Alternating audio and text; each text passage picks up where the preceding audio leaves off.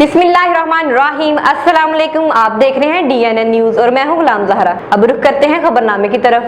तमाम सज्जणों ते मित्रों ਨੂੰ ਤੁਹਾਡਾ ਆਪਣਾ ਮੇਜ਼ਬਾਨ ਆਰਿਫ ਖਾਨ ਜੀ ਆਇਆਂ ਨੂੰ ਆਖਦਾ ਹੈ। ਨਾਜ਼ਰੀਨ, ਤੁਹਾਡੇ ਇਲਮ 'ਚ ਕਿ ਅਸੀਂ ਆਪਣੇ ਪ੍ਰੋਗਰਾਮਾਂ ਦੇ ਵਿੱਚ ਮੁxtਲਿਫ ਅਵਾਮੀ ਸਮਾਜੀ ਮਸਾਇਲ ਨੂੰ ਉਜਾਗਰ ਕਰਦੇ ਹਾਂ ਔਰ ਜਿਹੜਾ ਸਾਡਾ ਪ੍ਰੋਗਰਾਮ ਉਹਲਾ ਹੈ ਇਹਦਾ ਮਤਲਬ ਹੀ ਇਹ ਹੈ ਕਿ ਇਸ ਉਹਲੇ ਦੇ ਵਿੱਚ ਉਹ ਚੀਜ਼ਾਂ ਜ਼ਾਹਿਰ ਕਰਨੀਆਂ ਜਿਹੜੀਆਂ ਮੁਆਸ਼ਰੇ ਦੀਆਂ ਅੱਛਾਈਆਂ ਨੇ ਜਾਂ ਮੁਆਸ਼ਰੇ ਦੇ ਵਿੱਚ ਜਿਹੜੇ ਮਸਾਇਲ ਨੇ ਜਾਂ ਜਿਹੜੀਆਂ ਬੁਰਾਈਆਂ ਨੇ ਅਸੀਂ ਇਸ ਉਹਲੇ ਦੇ ਵਿੱਚ ਉਹਨਾਂ ਦਾ ਉਹਲਾ ਜ਼ਾਹਿਰ ਕਰਨੇ ਆ।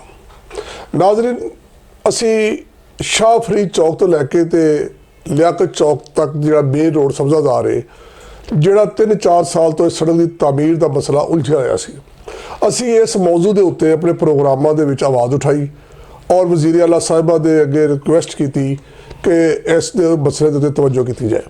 ਸ਼ੁਕਰ ਅਲਹਮਦੁਲਿਲਾ, ਅਸੀਂ ਵਜ਼ੀਰ ਆਲਾ ਸਾਹਿਬਾ ਦਾ ਸ਼ੁਕਰੀਆ ਅਦਾ ਕਰਦੇ ਹਾਂ ਕਿ ਉਹਨਾਂ ਨੇ ਇਸ ਸੜਕ ਦੀ ਤਾਮੀਰ ਦਾ ਹੁਕਮ ਜਾਰੀ ਕਰ ਦਿੱਤਾ ਹੈ ਔਰ ਤੁਹਾਨੂੰ ਅਸੀਂ ਇਹ ਮਨਾਜ਼ਰ ਦਿਖਾ ਰਹੇ ਹਾਂ ਕਿ ਇਹਦਾ ਇਫਤਤਾਹ ਹੋ ਗਿਆ ਹੈ। ਇਹ ਇਫਤਤਾਹੀਆ ਜਗ੍ਹਾ ਦਾ ਤੁਹਾਨੂੰ ਅਸੀਂ ਵਿਜ਼ਿਟ ਕਰਾ ਰਹੇ ਹਾਂ ਔਰ ਇਸ ਤੋਂ ਅੱਗੇ ਜਿੱਥੇ ਕੰਮ ਸ਼ੁਰੂ ਹੈ ਤੁਹਾਨੂੰ ਇਹ ਸਾਰੇ ਮਨਾਜ਼ਰ ਦਿਖਾ ਰਹੇ ਹਾਂ ਔਰ ਇਸ ਸੜਕ ਦਾ ਬਕਾਇਦਾ ਇਫਤਤਾਹ ਇਸ ਇਲਾਕੇ ਦੇ ਜਿਹੜੇ ਮੁਸਲਿਮ ਲੀਗੀ ਕਾਇਦੀਨ ਨੇ, ਸਾਬਕ MN मेयर इश्तियाक साहब, हाफिज़ मियाँ मोहम्मद नुमान साहब, खालिद खोखर MPA, मियाँ मरगूब साहब, सूबाई वज़ीर बिलाल यासी साहब ने ਇਹਦਾ ਇਫਤਤਾਹ ਕੀਤਾ ਹੈ।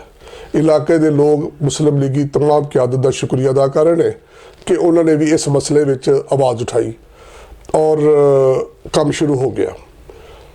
ਨਾਜ਼ਰੀਨ, ਅਸੀਂ ਤੁਹਾਨੂੰ ਦੱਸ ਰਹੇ ਹਾਂ ਕਿ ਵਜ਼ੀਰ ਆਲਾ ਸਾਹਿਬ ਦੀ ਜਿਹੜੀ ਗੁੱਡ ਗਵਰਨੈਂਸ ਹੈ, ਅਗਰ ਇਹਦੇ ਉੱਤੇ ਅਮਲ ਜਾਰੀ ਹੈ, ਕਿਥੇ ਸਫਾਈ ਦਾ ਮਸਲਾ ਹੈ, ਕਿਥੇ ਇਲਾਕੇ ਦੀ ਔਰ ਰੋਡਾਂ ਦੀ ਤਾਮੀਰਾਤ ਦਾ ਮਸਲਾ ਹੈ ਔਰ ਉਹਨਾਂ ਦੀ ਗੁੱਡ ਗਵਰਨੈਂਸ ਨਜ਼ਰ ਆ ਰਹੀ ਹੈ।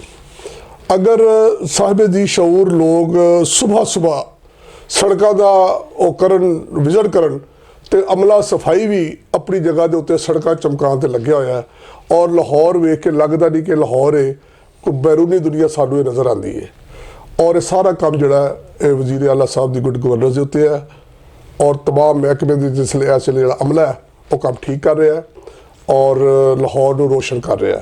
ਅਸੀਂ ਵਜ਼ੀਰ ਆਲਾ ਸਾਹਿਬਾ ਨੂੰ ਔਰ ਇਲਾਕੇ ਦੀ ਜਿਹੜੀ ਮੁਸਲਿਮ ਲੀਗ ਦੀ ਕਿਆਦਤ ਹੈ ਉਹ ਸਭ ਦਾ ਸ਼ੁਕਰੀਆ ਅਦਾ ਕਰਦੇ ਹਾਂ। ਸਾਡੇ ਅਦਾਰੇ ਨੇ, DNN ਨੇ ਔਰ ਮੈਂ ਬਤੌਰ ਐਂਕਰ ਪਰਸਨ ਹੋਣ ਦੇ ਨਾਤੇ ਉੱਥੇ ਵਿਜ਼ਿਟ ਵੀ ਕੀਤਾ ਔਰ ਉੱਥੇ ਇੱਕ ਪ੍ਰੋਗਰਾਮ ਕੀਤਾ ਜਿਹਦੇ 'ਚ ਅਸੀਂ ਆਵਾਜ਼ ਵੀ ਉਠਾਈ ਔਰ ਅਸੀਂ तमाम ਟੀਮ ਜਿਹੜੀ ਹੈ ਦਿਲ ਦੀ ਗਹਿਰਾਈਆਂ ਨਾਲ ਵਜ਼ੀਰ ਆਲਾ ਸਾਹਿਬ ਦਾ ਸ਼ੁਕਰੀਆ ਅਦਾ ਕਰਦੇ हैं और उम्मीद रखते हैं कि वज़ीर आला की क़यादत में साडा पंजाब जिहड़ा है वो दिन दुगनी और रात चौगुनी तरक्की करेगा।